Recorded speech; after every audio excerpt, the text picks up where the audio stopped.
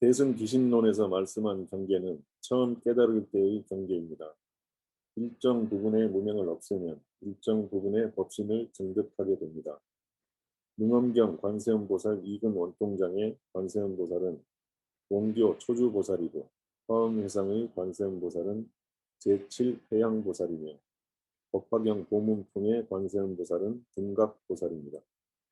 41위 법신보살들은 모두 일정 부분의 법신을 증득한 부처님이라고 말할 수 있습니다. 금강정유가중 발안욕따라 삼맥삼보리심론에서 보리심을 찬탄하길 사람이 불지혜를 구해 보리심을 통달하면 부모에게 태어난 몸으로 부처님의 지위를 빠르게 증득한다고 말씀했습니다. 이 말이 이론상으로는 문제가 없지만 일반 사람이 이런 경계에 도달하기는 대단히 어렵습니다. 역대 학인들이 선종을 논할 때 육조대사의 문화에서 깨달음을 성취한 사람이 가장 많았습니다. 마음을 밝혀 자기의 본래 면목을 철저하게 깨달은 사람이 43분이나 있었습니다. 이것은 진실로 전무후무한 일이라 말할 수 있습니다.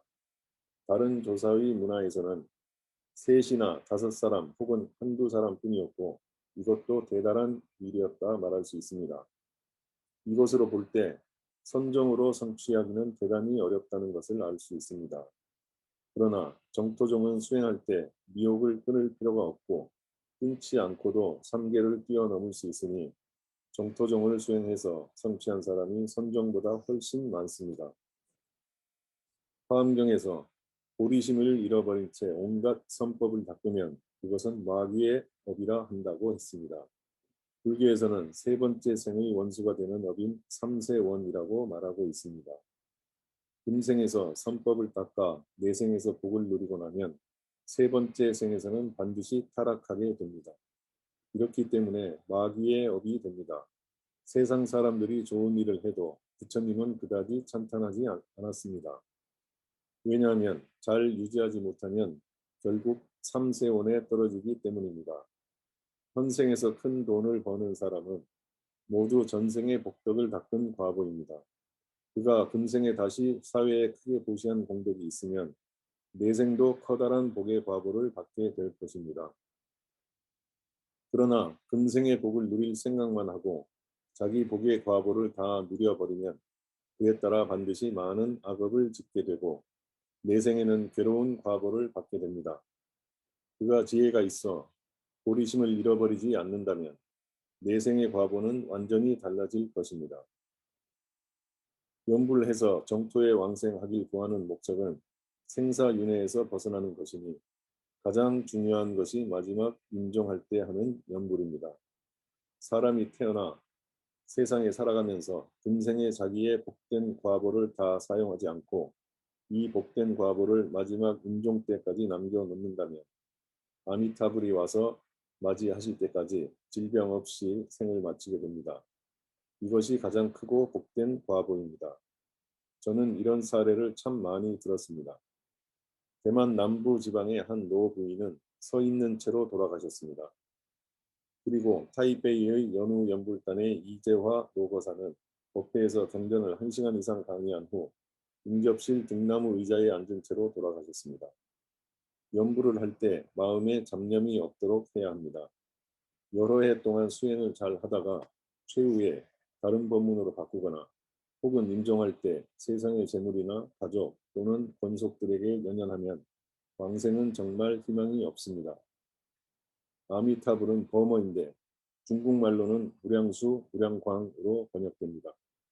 불교의 용어로 말하면 시간적으로는 과거, 현재, 미래의 3세를 다 포함하고 공간적으로는 시방세계를 두루 포함한다는 말입니다. 수는 시간을 대표하고 광은 공간을 대표하니 어찌 일체 법을 모두 그 안에 포함하지 못하겠습니까? 이 명호는 일체 자성의 원만한 공덕의 이름이고 또한 법계의 원만한 명칭입니다. 따라서 이 명호를 염송하면 제불열애의 무량무변한 법문을 모두 그 명호 안에 담을 수 있습니다. 어느 하나의 공덕도 빠뜨리지 않습니다. 원만하게 일체의 법을 담고 있으니 종으로나 횡으로나 잘 엮여 있습니다. 아미타불의 명호는 법계 본체의 명호로 아미타불 법신과 아미타불 정토를 모두 포함하고 있기 때문에 이것을 자성의 아미타불이며 마음의 정토일 뿐이다라고 말합니다. 나와 남을 분별할 필요가 없고 한계를 둘 필요도 없습니다. 마음에 오직 아미타불 명호만 있고 잡념이 없으면 아미타불과 우리가 일체가 될 뿐만 아니라 지방 3세의 일체제불도 우리와 일체가 됩니다. 현재 연불하는 사람이 많지만 이런 사실의 진실한 모습을 분명하게 아는 사람은 그리 많지 않습니다. 아미타불은 성품의 공덕이고 아미타불을 연불하는 행위는 수행의 공덕입니다. 그러나 성품의 공덕과 수행의 공덕은 다른 것이 아닙니다. 성품의 공덕은 본각이고 수행의 공덕은 시각입니다. 그리고 시각과 본각은 본래 다른 것이 아닙니다. 중생과 부처는 둘이 아니니 서방에는 한 분의 아미타불이 분명히 계시고 우리의 자성도 한 분의 존엄한 아미타불입니다. 그러므로 한편으론 현상과 상응하는 연불이 되고 다른 한편으론 이치와 상응하는 연불이 됩니다. 한 생각이 상응하면 한 생각이 부처다라고 말하니 마음속에 집착이 없는 상태를 상응이라 합니다. 이런 도리를 분명하게 알아 마음속에 어떤 집착도 의혹도 없으면 상응하게 되니 이것이 이치와 상응하는 연불입니다. 도리를 분명하게 알지 못하지만 의심하지 않으면 역시 상응하게 되니 이건 역시 현상과 상응하는 연불입니다. 사일신불란이나 이일신불란에 도달하는 능력을 형식적으로는 나눌 수 없지만 수행 경계에서는 확실하게 소속이 다릅니다. 이치와 상응하는 연불을 하더라도 본성을 철저하게 깨달을 수 없으면 도리어 사일신불란에 속하게 됩니다. 오직 아미타불만을 연불하여 그 연불의 힘으로 본성을 철저하게 깨닫게 되면 이일신불란이 됩니다. 본성을 보게 될 때 후련히 깨닫게 되니 능엄경 대세지보살 연불 원통장에서 방편에 의지하지 않고 마음이 열리는 경지를 저절로 얻는다고 말씀한 것과 같습니다. 일단 깨달으면 이치가 전부 명료해집니다.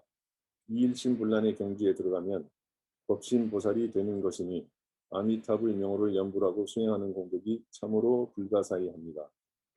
이 방법이 다른 어떤 방법보다 좋은 이유는 간단하고 쉽기 때문입니다. 시간과 장소에 구애받지 않고 언제 어디서나 닦을 수 있습니다. 또한 제불의 보호를 받을 수 있어 수행하는 과정 중에 일체 마장을 멀리 여의게 됩니다.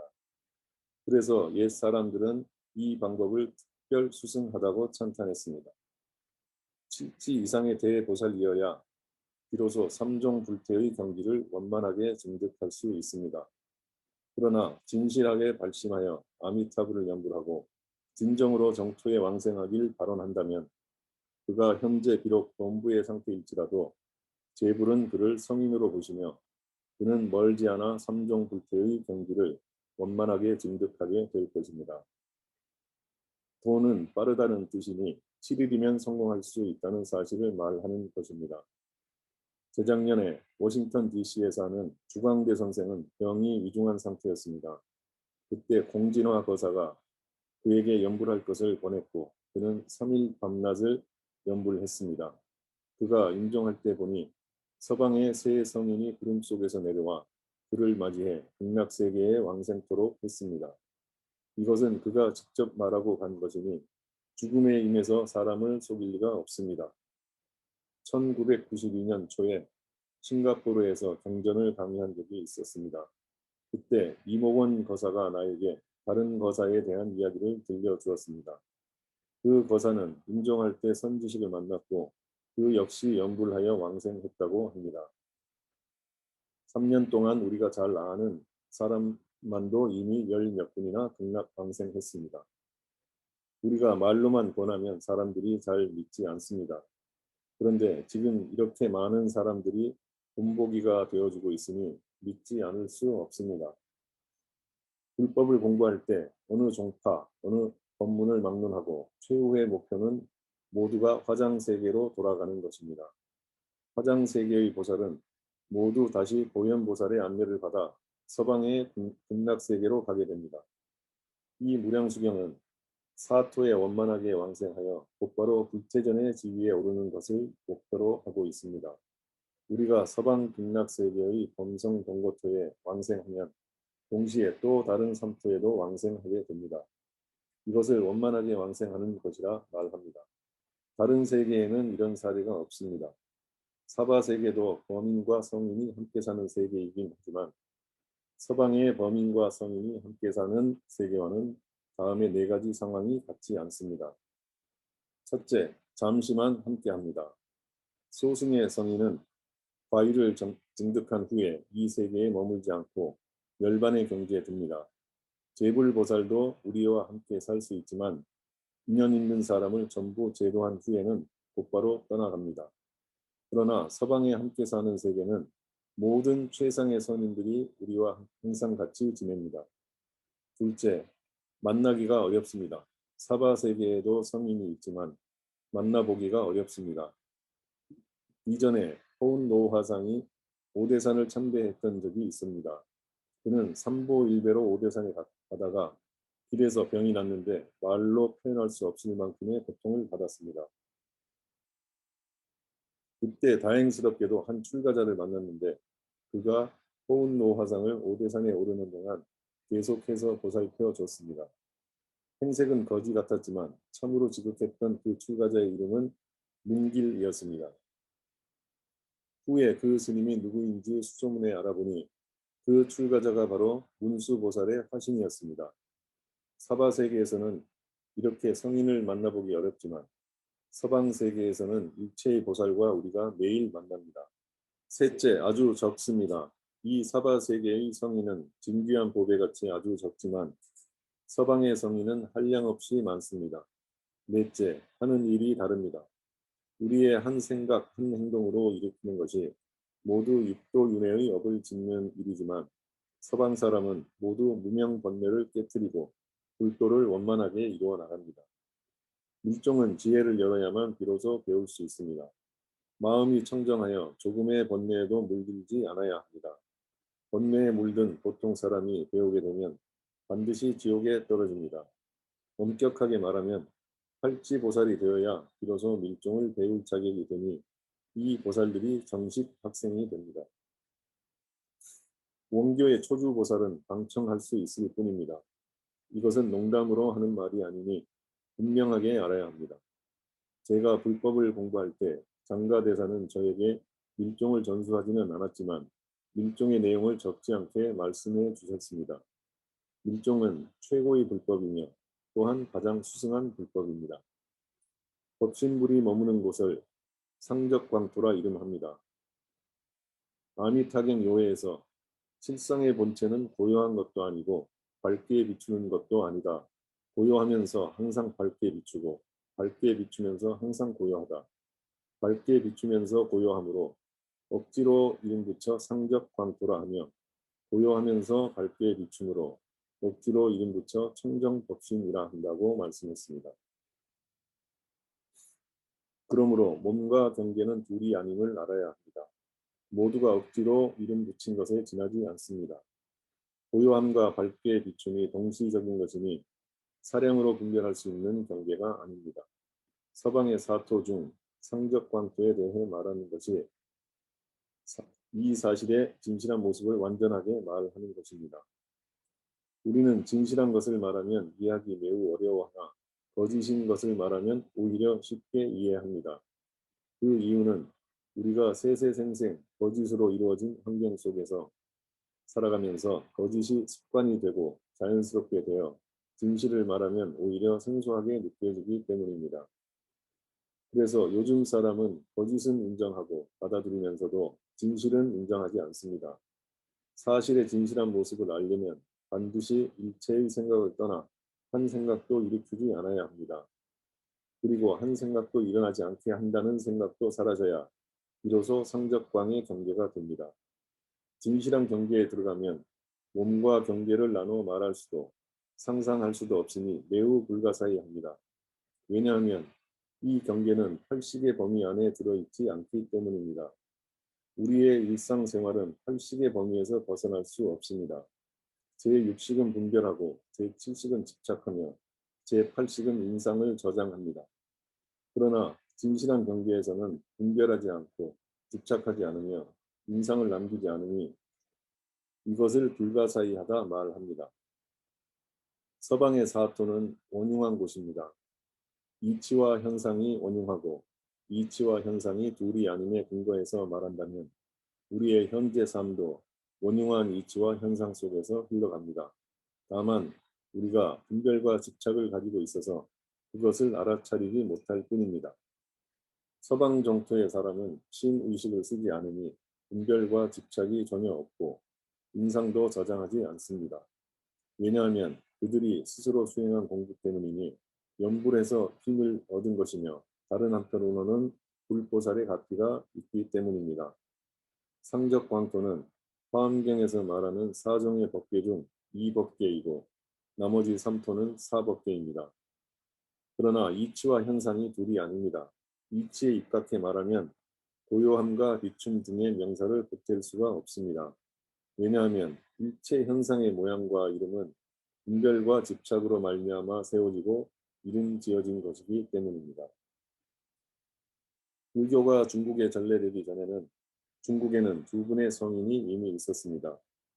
노자와 공자는 동시대 사람입니다. 불교가 정식으로 중국에 전래된 것은 동안시대 명제 영평 10년으로 조정에서 서역으로 사절단을 보내 예의를 갖추어 법사를 초청했습니다.